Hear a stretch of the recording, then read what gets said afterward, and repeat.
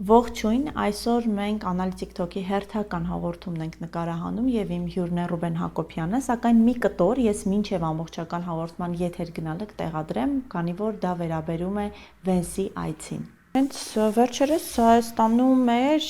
Վենսը, դեռ հիմա էլ ոնց որ կարծես թե նկարահանման ժամանակ, որ այս հաղորդումը նկարահանում ենք, դեռ գտնվում է Հայաստանում եւ իր ընտանիքի հետ եկել էր Հայաստան, բավականին լուրջ խոստումներ տվեց, խոսվեց համաձայնագրերի մասին, փոխադարձ առևտրային պայմանագրերի մասին, ներդրումների մասին, խաղաղության մասին եւ տպավորություն է, թե Ամերիկայի Միացյալ Նահանգները կարծես թե խաղաղության երաշխավոր են փորձում լինել։ Ձեր գնահատականը կուզեմ այս մասով։ Շատ լուրջ հարց է եւ այն ողջավորությունը, որ այսօր տեսնում եմ, հատկապես իշխանական լրատվամիջոցները, որ վերջապես մեր փրկիչը հայտնվեց, ժողովուրդ, տեսեք խաղաղությունը ինչ է բերում իր հետ, տեսեք ովքեր են գարանտ մեր խաղաղության, սա ուղղակի շատ վտանգավոր բան է, որովհետեւ ես այդ այցը կդիտեի տրանզիտային այց դեպի Ադրբեջան։ Հասկանում եք։ Ինչ իմաստով։ Բացատրեմ։ Այս հարավային Կովկասում թիվ 1 իրենց գործընկերը դա Ադրբեջանն է։ Առաջ մենք էինք ամբողջ աշխարհում դիտվում էր, որ ռազմաքաղաքական լուրջ ֆակտոր է գործոն է Հայաստանը մեր անցած կենսագրությամբ այդ 30 տարիների ընթացքում մեր միջոցով, այսինքն այս ազգակործան պատուասի քաղաքականության արդյունքում մենք ընդհանրապես վերացանք որպես սյուբյեկտ քաղաքական օբյեկտ են մեզ նայում, մի հատ տարածք են նայում եւ Ադրբեջանը կարողացավ այսօր դառնալ թիվ 1 ֆակտորը հարավային Կովկասում։ Բայց ինչու այդպես ասում, օրինակ խոսում են ներդրումներից, խոսում են նրանից, որ ամերիկյան տեխնոլոգիաներ են վերելու տան Հայաստանին, գործարաններ են հիմնելու, միջուկային էներգետիկայի ոլորտում համագործակցություն են ունենալու Ամերիկայի Միացյալ Նահանգների հետ։ Լավ է անում, բայց խոսքս ավարտեմ, բայց դրա հետ միասին իրենք հետախուզող ATS-ներ են բերել, չգիտեմ, Իրանի արձագանքը նայել եք թե ոչ, Պոլ Գոբլ կա, չգիտեմ, գիտեք, լսել եք թե ոչ, ես առիթ եմ ունեցել 94 թվականներ կարծեմ, երաշալի կերպար ունի Դաշնակցությունը Կարո Արմեյան, նրա միջոցով կոնգրեսում հանդիպեցի Պոլ Գոբլի հետ, ինքը մեր տարածաշրջանը վերլուծող, հասկացող լավագույն մասնագետն է, Պոլ Գոբլը, այդ ժամանակ որ մեղրի բանի մասին խոսում են, չգիտեմ, ժամանակը սուրը երբ այդքան չանդրադառնամ, բոլոր դեպքերում ես վերջերս ճիշտ էլի վերլուծություն, այսինքն ճիշտ որն է, շատ իրական, շատ ռեալ պոլիտիկի դիրքերից վերլուծություն կարդացի Պոլ Գոբլի, որը ուղղակի ասում է Հայաստանի եւ Ադրբեջանի նկատմամբ այս ուշադրությունը Ամերիկայի մի հիմնական խնդիր է լուծում, հնարավորինս մեկուսացնի Իրանին եւ տրամադրի Իրանի դեմ։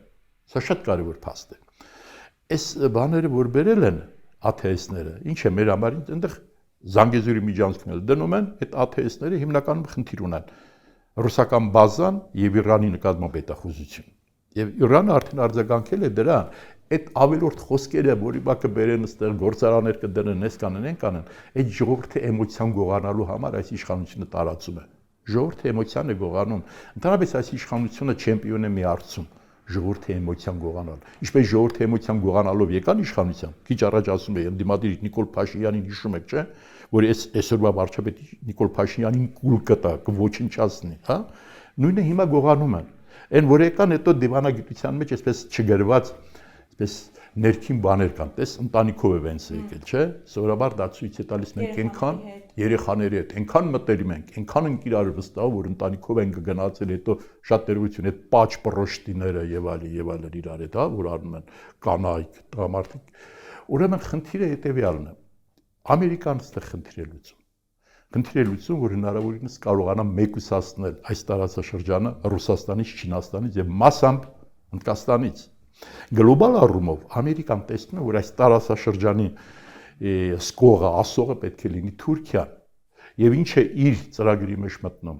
որպեսզի Հայաստանը եւ Տաջիկստանը դա պարսկական ժողովուրդ է, որը շատ տարբերվում է Միջին Ասիայի մյուս ժողովուրդներից, ուզում է որ մտնի այդ ընդհանուր թուրքական այդ թեմայի մեջ, այսինքն նրա թիմի մեջ մտնի, որովհետեւ կրկնում եմ, իրենց նպատակը դա է։ Եվ Հայաստանին այսօր նկատի ունենալով թե ովքեր են ղեկավարում այսօր Հայաստանը, ինչ տգետ չտես եւ իշխանության համար ամեն ինչ զոհող իշխանությունը այսօր, իրենք լավ աշխատում են։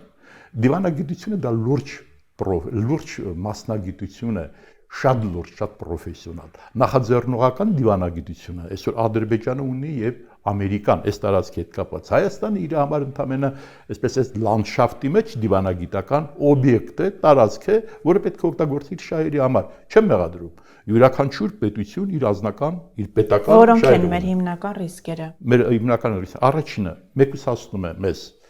Ռուսաստանից բացարձակ, երկրորդ Իրանի նկատմամբ տրամադրում է։ Որոշակորեն ես չեմ կարող վերջնական ասել ինչ կանի, բայց չի բացառվում, որ Հայաստանը վաղը մյուս օր դառնա պլազդար Իրանի հետ, երբ պատերազմական գործողություններ ստեղծեն, եթե ես լսեցի, որ նաև որոշակի տոկոսային բան է բարձրացնում Իրանի հետ առևտրային հարաբերություններում եւ այլն, իրենք լուրջ ծրագրով են եկել անի։ Այս խեղճ մարդիկ, գյուղացին կամ նույնիսկ միջին թվաբանական մտավոր կարողություն ունեցող մարդը կարող է եւ չհասկանալ ինչ է կատարվում։ Նրանք, ովքեր մի քիչ զբաղվում են քաղաքականությամբ եւ միջազգային ուրեմն ամբիոններին տեսնում են ինչ է կատարվում, նրանք հասկանան, որ շատ մեծ վտանգ է սպառնում Հայաստանի եւ ես կրկնում եմ, այսօր որ դնում ենք մեր ճշնամին է Ադրբեջանը, այո, բայց իր դիվանագիտությունը մեզ ուղղակի տարել այսպես մանրադրամի է վերածել։ Ամերիկան Ադրբեջանի դիվանագիտության վրա է հույսը դնում եւ նրա հետ է աշխատում։ Ես կրկնում եմ, մենք ոչ մի բան ենք Ամերիկայի համար, բացի այն, որ մեզ կարող է օգտագործել իր խնդիրները լուծելու համար։ Իր հիմնական պարտները գործընկերը Ադրբեջանը, իսկ գլոբալ առումով ասացի, որ Թուրքիան է։ Դրա համար այս Վենսիգալը, ես կրկնում եմ, ես չեմ մեղադրում։ Ես այն քաղաքական գործիչներից եմ, որ գտնում եմ քո